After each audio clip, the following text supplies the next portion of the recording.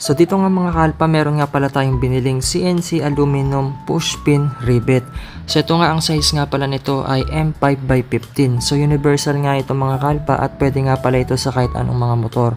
At say goodbye nga sa plastic na push pin natin. Napapansin nyo ba, kapag sa tuwing nagkakalag tayo ng mga pairings natin o kaya natin, ay madalas lumuluwag yung plastic na push pin? Dito hindi mangyayari yan dahil napakatibay nitong CNC aluminum na push pin.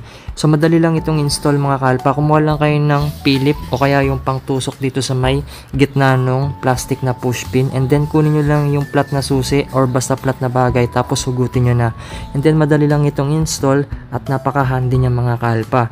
So hindi na kayo magwo-worry kapag nagkakalag or nagkakabit kayo ng pairings. Hindi na po luluwag ito mga kalpa, at magle-less vibration pa yan. So ito, itutusok nyo lang ito sa may butas, tapos ipupush nyo na yan mga kalpa. At madali lang din ito tanggalin. Kung paano nyo nga siya tinanggal dun sa kagaya sa may plastic na push pin, ganun lang din yung process mga kalpa.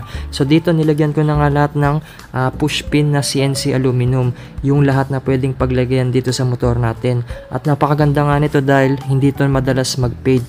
So marami rin kayong kulay na pagpipilian na pwedeng ibagay sa accessories ng mga motor ninyo.